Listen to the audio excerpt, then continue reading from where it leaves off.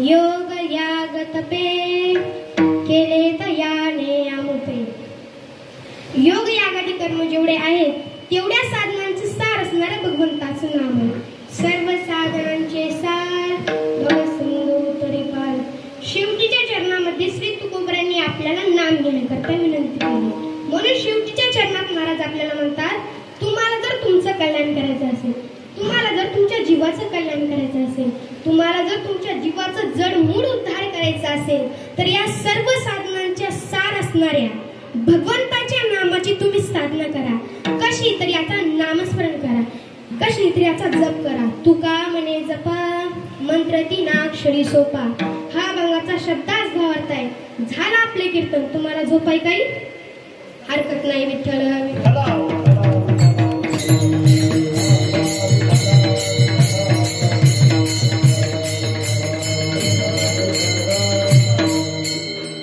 मी पहिली बार आलो म्हणून उभा टाकून कीर्तन करतो। मी पहिली बार आलो म्हणून उभा टाकून कीर्तन करतो। मी दुसऱ्यांदा आल्यास बसून कीर्तन करी। तुम्ही गोदड्या उश्या तकी आणून झोपून कीर्तन ऐका। विठ्ठल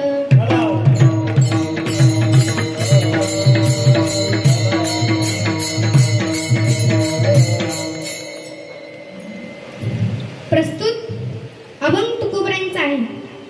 ज्या विषयाचं महत्व सांगितलेलं आहे ते भगवंताचं नाव आहे आणि ज्यांना सांगतात ते तुम्ही आम्ही आहोत। या कलियुगामध्ये भगवंताचं नाम सर्वात श्रेष्ठ आहे, सर्व साधनांचं सार आहे, असं तुकोबरांचं म्हणणं आहे। विठ्ठल विठ्ठल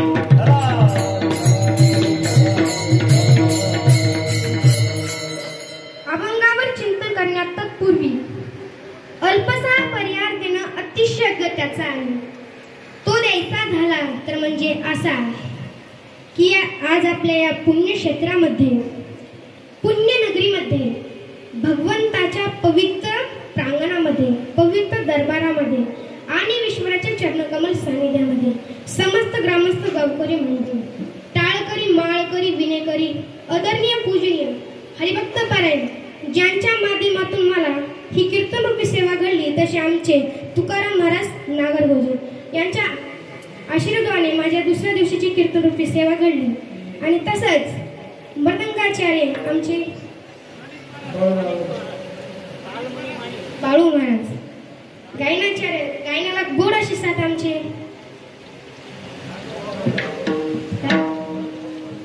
राजीभाऊ महाराज मांडलेकर, राजीभाऊ महाराज मुंडे, तुम्ही बाळू महाराज, सर्वच गावकरी मंडळी, टाळकरी मंडळी यांच्या चरणावर मस्तक ठेवून मी सेवेला सुरुवात करतो। विठ्ठल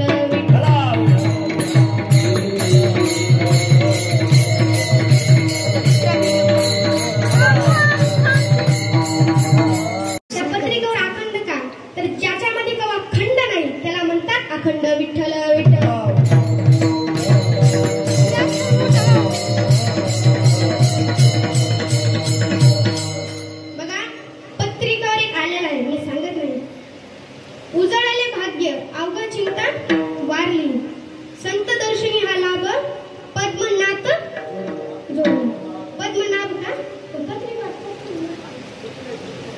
चुकलंय का विठ्ठल विठ्ठल?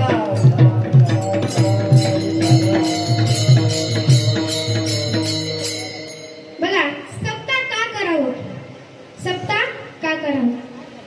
विनोद सांगतो बघा, आमच्या गावामध्ये 50 वर्षापासून सप्ताह चालू आहे. तुमच्या गावात 13 वर्षापासून.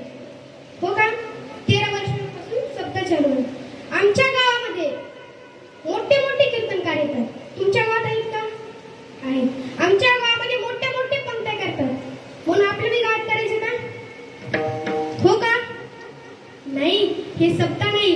आमच्या गावामध्ये 100 माळकरी लोक झाले, तर तुमच्या गावामध्ये 200 माळकरी लोक झाल्यावर हे सप्ताहाची खरी पद्धत आहे. विठ्ठल विठ्ठल.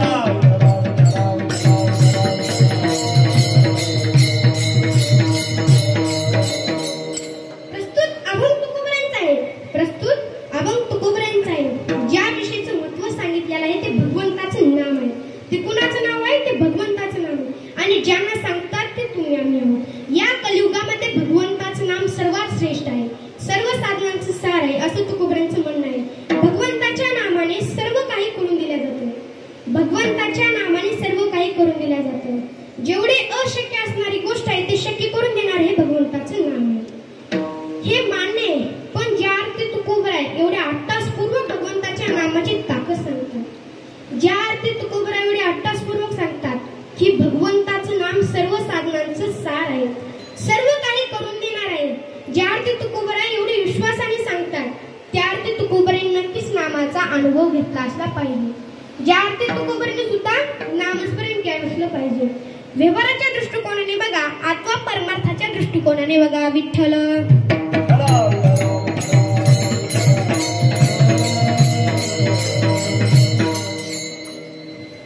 आपल्याला जर एखादी गोष्ट एखाद्याला सांगायची असेल तर उदाहरण घ्या. एखाद्या स्त्रीला दुसऱ्या स्त्रीला पुरणपोळी शिकवायची. काय महिला मंडळ? एखाद्या स्त्रीला दुसऱ्या स्त्रीला पुरणपोळी शिकवायची आहे, तर जी स्त्री दुसऱ्या स्त्रीला पुरणपोळी शिकवणार आहे त्या स्त्रीने स्वतः पुरणपोळी केलेली असली पाहिजे. त्या स्त्रीने स्वतः पुरणपोळी केलेली असली पाहिजे, अनुभव पाहिजे, मगच ती स्त्री दुसऱ्या स्त्रीला शिकवू शकते. नाहीतर हिच्याच पुरणपोळीचा काय मेळ नाही. पुरण एकीकडे, पीठ एकीकडे, म्हणता येईल की 2 भाग दोन्हीकडे. विठ्ठल.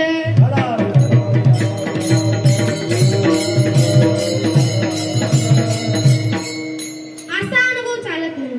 अनुभव घेतला असावा तरच आपण दुसऱ्याला सांगू शकतो. दुसरं उदाहरण सांगायचं झालं तर घडलेली गोष्ट आहे. माझ्या संग घडलेली गोष्ट आहे. माझे कीर्तन एका गावी होतं. माझे कीर्तन एका गावात होतं. मी गाडीमध्ये बसलो होतो. माझ्या ड्रायव्हरनं एका आजीला बोलवलं आणि त्या आजीला सांगितलं, आजी माय, हे रस्ता कुठे जातो? हो रस्ता मंदिराकडे जातो का? ती आजी म्हटली, तुम्ही कोण? ती आजी म्हटली, तुम्ही कोण?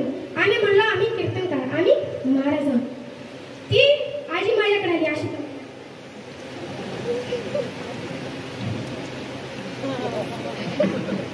अशी पाहू लागली, माझ्याकडे पाहू लागली. ती म्हटली, आमच्या गावकऱ्यांनी आमच्याकडून दाबून पट्टी घेतली की मोठे मोठे महाराज आणणार आहेत. काय मोठे मोठे महाराज आणणार आहेत? हे तर इथनं सांगला. विठ्ठल विठ्ठल.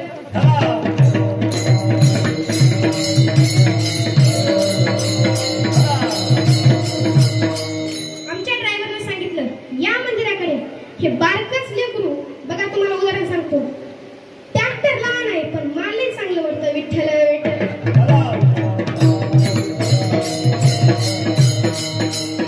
या मंदिराकडे, ह्याचं कीर्तन ऐका असं सांगितलं. आम्ही गाडी वळवली. आम्हाला कीर्तनाला जायचं होतं.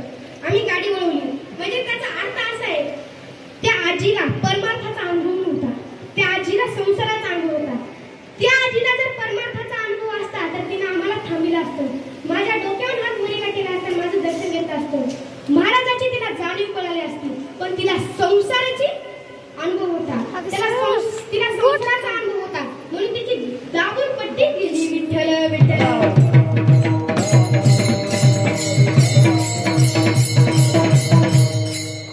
प्रपंचालाही मार्गदर्शन करणारी व्यक्ती सुद्धा योग्य लागते आणि परमार्थालाही मार्गदर्शन करणारी व्यक्ती सुद्धा योग्यच लागते. विठ्ठल.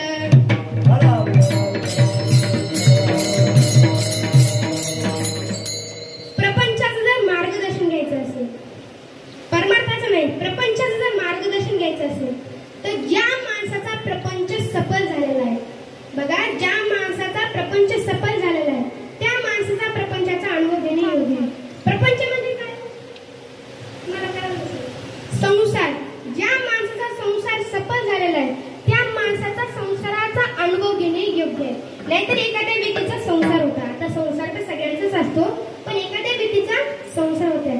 त्या संसारामध्ये त्यांनी एक बायको केली, मग 2 केल्या, मग 3 केल्या, मग 4 केल्या, मग 5 केल्या, मग 6 केल्या.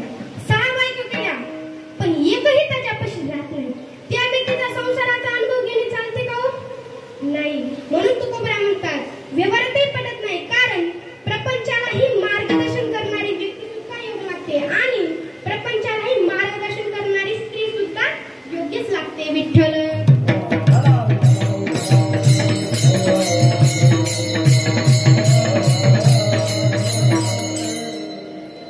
तसंच परमार्थामध्ये सुद्धा अनुभव घेण्याकरिता योग्य व्यक्ती लागतो, जेथे त्याने स्वतः अनुभव घेतला लागतो. म्हणून तुकोबरा गोड असं प्रमाण देतात, अनुभव